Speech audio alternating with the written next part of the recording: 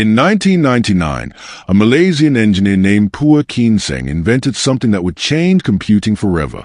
A device so small it fit on your keychain, but powerful enough to hold thousands of documents. He called it the flash drive. By 2002, his invention had generated over $50 billion in global sales. But Pua saw almost none of it. This is a story of the greatest tech heist you've never heard about. If you're watching this, chances are you've got a flash drive sitting on your desk right now. Maybe it's holding your tax documents, family photos, or that novel you've been working on for 3 years.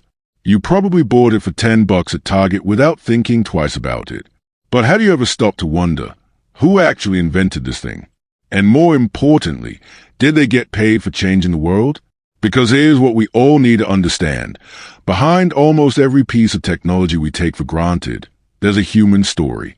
There's an inventor who sacrificed everything, who believed in their vision when nobody else did. And too often, there's a corporation that saw an opportunity to take that vision and claim it as their own.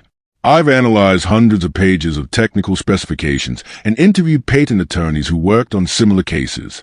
What I found is a pattern of innovation theft that's been hiding in plain sight for over 2 decades. And by the end, I want you to ask yourself, in a world where corporations can outspend individual inventors 10,000 to 1 in legal fees, does a patent system actually protect innovation or just corporate profits? Let's investigate. Pua Keen Seng was born in 1953 in Selangor, Malaysia, during a time when the country was rapidly modernizing after gaining independence. His father worked as a clerk, his mother as a teacher, middle class by Malaysian standards, but not wealthy by any means. From childhood, Pua was obsessed with how things worked. While other kids were playing soccer, he was taking apart radios, rewiring circuit boards, and teaching himself electronics from technical manuals he'd find at the library. In 1971, at age 18, Pua enrolled at the University of Malaya to study electrical engineering. This was the dawn of the personal computer revolution. The Altair 8800 had just been released, and Bill Gates was starting Microsoft. Pua could see that computing was about to explode, and he wanted to be part of it.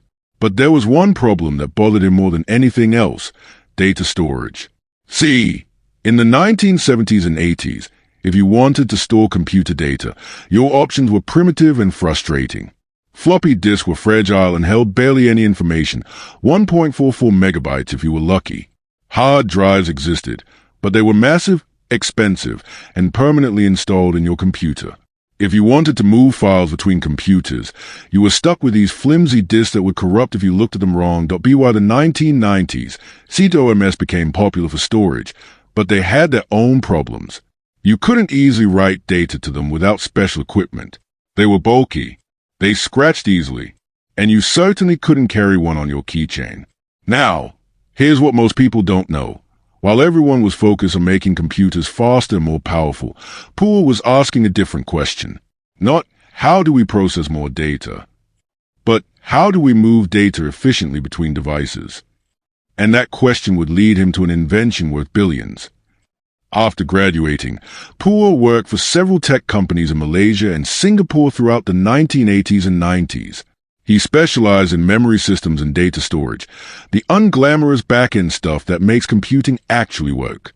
But in his spare time, in a cramped workshop in his apartment, Pua was experimenting with something revolutionary: flash memory. Flash memory had been invented by Fujio Masuoka at Toshiba in 1980, but it was expensive and rarely used outside of specialized applications. Pua had a different vision. What if you could combine flash memory with a USB interface, the new universal connection standard, to create a portable storage device that was fast, durable, and affordable?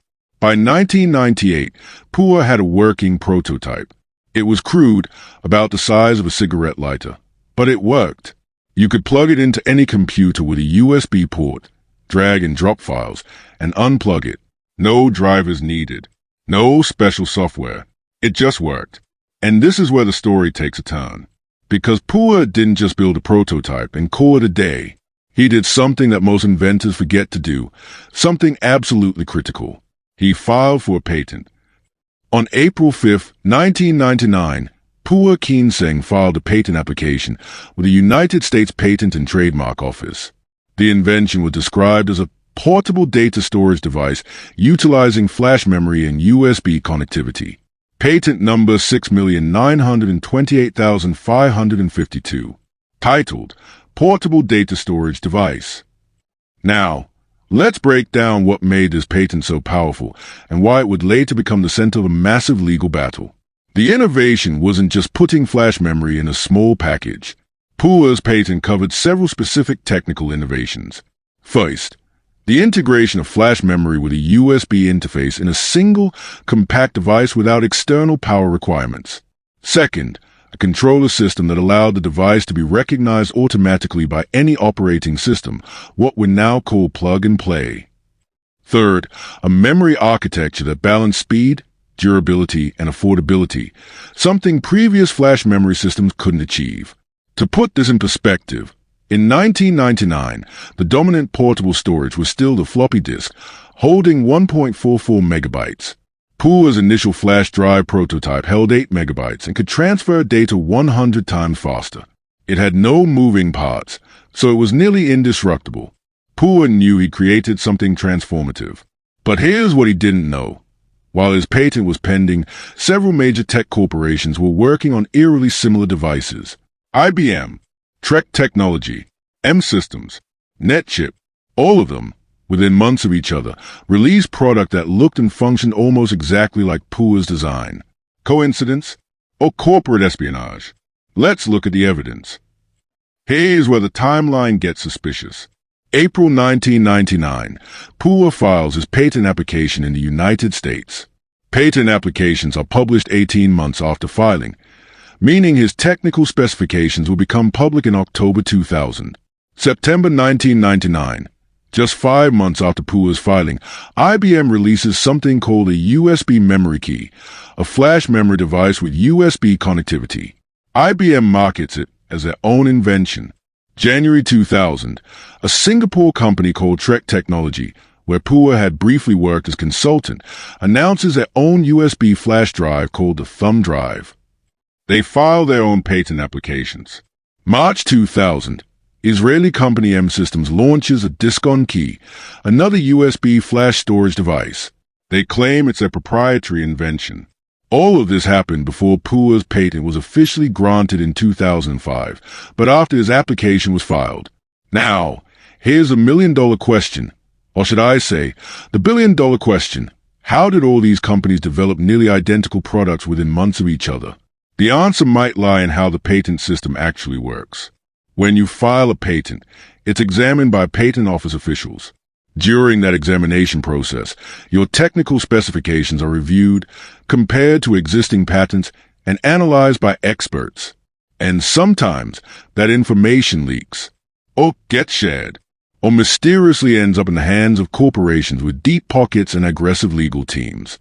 But we'll come back to that, because first, we need to talk about what happened when Puer discovered his invention was being sold by companies around the world, without his permission and without him seeing a single cent. By 2001, flash drives were everywhere. You could buy them at Best Buy, Office Depot, airport kiosks. Dozens of brands were competing: SanDisk, Kingston, Lexar, PNY, Corsair. The market was exploding. Industry analysts estimated the global flash drive market at $50 billion by 2002 and growing by 40% every year. These little devices that Puer had invented in his apartment workshop were generating wealth on a scale that's hard to comprehend. And Puer Kinseng? He was watching from Malaysia, seeing his invention sold in every electronic store on Earth, while his patent application crawled through the bureaucratic maze of the USPTO. Imagine that for a second. You create something revolutionary, something that changes how billions of people use technology. And then you watch as corporations take your idea, manufacture it for pennies, sell it for billions, and never acknowledge you existed. That's when Puer made a decision that would define the next decade of his life. He was going to fight back. In 2002, Puer founded a company called Phison Electronics with several partners. Their goal was twofold. First, manufacture their own flash drives based on Puer's design. Second, enforce his patent rights against the companies that were clearly infringing on his invention. Phison began sending cease and desist letters to major manufacturers. They provided evidence showing how products from IBM, TREC, M Systems, and others incorporated PUA's patented technology without authorization. The response was swift and predictable. The corporations lawyered up hard. And this is where the case becomes a masterclass in how the patent system can be weaponized against individual inventors. First, the corporations filed challenges to PUA's patent itself. They argued that his invention wasn't novel, that other people had invented similar devices at the same time. They pointed to their own patent applications, filed after PUA's, but before his was granted, as evidence. This is called prior art defense, and it's one of the most common strategies corporations use to invalidate patents. Second, they argued that PUA's patent was too broad, that it covered technology that already existed. They hired expert witnesses to testify that USB and flash memory integration was obvious to anyone skilled in the art. Third, and this is where it gets truly insidious, they buried FISON in paperwork, discovery requests, depositions, motions to dismiss, counterclaims. The legal strategy was simple: bleed PUA dry financially before the case ever reached a jury. And here's what I found in my research that almost nobody talks about. This isn't unique to PUA's case. This is the standard playbook. According to a 2018 study by the American Intellectual Property Law Association, the average cost of taking a patent infringement case to trial in the United States is between $3 million and $6 million. Most individual inventors can't afford that.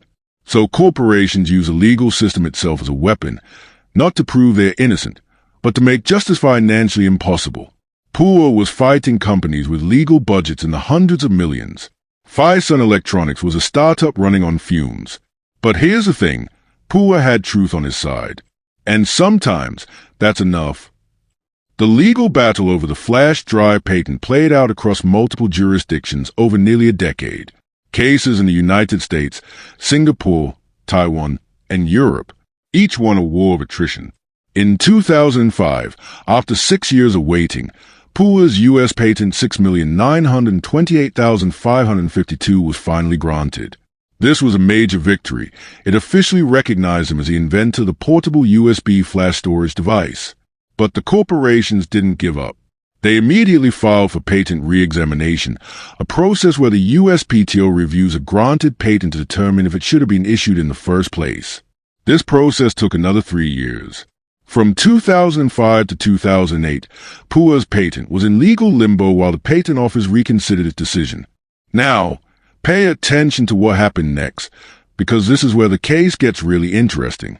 In 2008, TREC Technology, the Singapore company that released a thumb drive, filed a lawsuit against FISON, claiming they were the true inventors of the flash drive.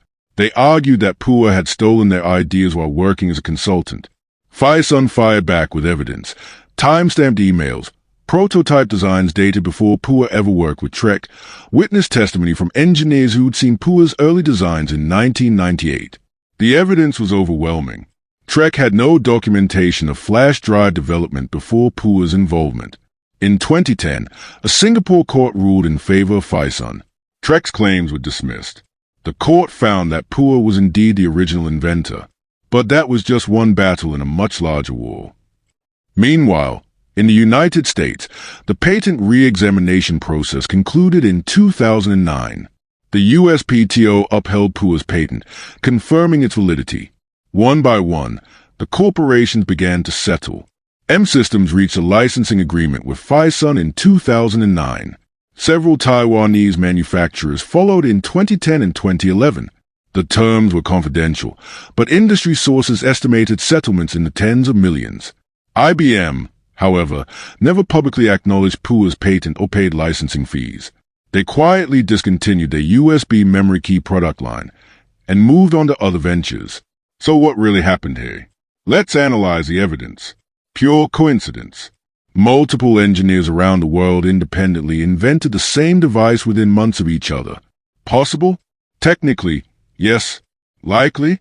No. The technical similarities were too specific. The timing too perfect. Patent information leaked during the examination process, either intentionally or through corporate espionage. This is difficult to prove, but the timeline is suspicious. All major competitors released products after Pua filed his patent, but before it was published. One or more companies reverse-engineered Pua's prototype after seeing it at trade shows or through business connections. This is actually the most likely scenario. Pua demonstrated his prototype at several Asian electronics trade shows in 1998 to 1999. Corporate scouts attend these events specifically to identify promising technologies before patents are granted. In the tech world, there's an unspoken rule. If you see something innovative at a trade show, you have a small window to copy it before the patent gets granted. And if you have enough lawyers, you can challenge the patent even after it's granted. That's not innovation. That's legalized theft. Today, Phison Electronics is a multi-billion-dollar company. They manufacture flash memory controllers and NAND flash storage solutions for clients around the world. Pua Kinseng served as the company's chief technology officer until his retirement in 2019. The flash drive itself has evolved far beyond Pua's original design. Modern drives hold terabytes of data, millions of times more than his 1999 prototype. The technology has become ubiquitous. Thumb drives, memory cards, solid-state drives, all descendants of Pua's invention. In 2011, Pua was inducted into the Consumer Electronics Hall of Fame, finally receiving public recognition for his contribution to technology. But here's the uncomfortable truth. Despite his patent, despite court victories, despite settlements, Pua never received the billions his invention generated. Most of that wealth went to corporations who manufactured and marketed flash drives without proper licensing. The flash drive case perfectly illustrates a fundamental problem in modern patent law. The system is designed to protect innovation, but in practice, it protects whoever has the most money for lawyers. Research shows that individual inventors win patent infringement cases only about 25% of the time, while corporations win about 75% of the time, regardless of the strength of their patents. Why? Because they can afford to fight longer. And even when individual inventors win, they typically settle for a fraction of what their invention is actually worth, just to end the financial bleeding. This isn't justice. It's corporate consolidation disguised as legal process. So what can we learn from Pua's story? I've identified 3 critical lessons that every innovator needs to understand. Pua did this correctly. He filed his patent application before publicly demonstrating his invention. This is crucial. In the United States, you have a 1-year grace period after public disclosure to file a patent. In most other countries, any public disclosure before filing destroys your patent rights. If Pua had waited to file his patent after showing his prototype at trade shows, he would have had no legal protection at all. The corporation could have copied his design freely. One reason Phison won against Trek Technology was ironclad documentation. Emails, prototype photos with timestamps, witness testimony. When Trek claimed Pua stole their ideas, Phison produced evidence showing Pua's work predated their involvement. Engineers and inventors, keep detailed records. Date your sketches. Email yourself photos of prototypes. Create a paper trail that proves when you developed your ideas. This is the hardest lesson and the most cynical. Even with a valid patent, enforcement is often economically impossible for individual inventors. If it costs $5 million to take a case to trial, and you might win $20 million, that's a gamble most individuals can't take. Corporations know this, and they exploit it. And this brings me to a larger point about innovation in the 21st century. We celebrate these massive tech corporations, Apple, Google, Samsung, Microsoft, as the drivers of innovation. We treat their CEOs like visionary geniuses. But the reality is that much of their innovation is actually acquisition and adaptation of technologies invented by individual engineers who will never be household names. The patent system was created to protect inventors like Pua, to give them a temporary monopoly on their invention so they could profit from their ingenuity before competitors copied them. But in practice, patents have become corporate assets, weapons that big companies use against each other, while individual inventors get crushed in the crossfire. The question we need to ask as a society is this: are we okay with a system where the richest companies always win, regardless of who actually invented something? Because if we are, then let's stop pretending patents are about protecting innovation. Let's be honest and admit they're about protecting corporate profits. So innovators, we just walked through one of the most important patent cases in modern tech history. A case that reveals how innovation really works, not in sterile corporate R&D labs, but in the workshops and apartments of individual inventors who dare to imagine something new. And I want you to think about this. How many other Pua Keensengs are out there right now? How many brilliant engineers are watching their inventions get stolen by corporations with better lawyers? I've researched dozens of cases like this, and the pattern is always the same. Individual inventor creates something revolutionary. Corporations see an opportunity. Legal battles ensue. The corporation wins not because they are right, but because they can afford to fight longer. But here's what gives me hope. Cases like Pua's are starting to wake people up. We're beginning to question whether the patent system actually serves its intended purpose. We're demanding transparency in how patents are enforced. We're supporting inventors through crowdfunding and legal defense funds. And that's where you come in, because awareness is the first step toward change. By watching this video, by sharing it, by discussing these issues, you're part of a movement that's demanding a fairer system for inventors. I pinned a question in the comments. Do you think Pua truly received justice in this case? Or did the system fail him despite his legal victories? I want to hear your theories. Jump down there and let me know what you think. And if you're not already part of the Innovation Squad, hit that subscribe button. We're investigating cases like this every week. Stories of inventors, patent battles, and the corporate tactics that shape the technology we use every day. Next week, we're diving into an even more controversial case. The inventor who claims he created the smartphone 5 years before Apple, and a legal battle that's still raging today. You won't want to miss it. Innovation stolen is not innovation lost. I'll see you in the next case. Thanks for investigating with me, innovators. See you in the next one.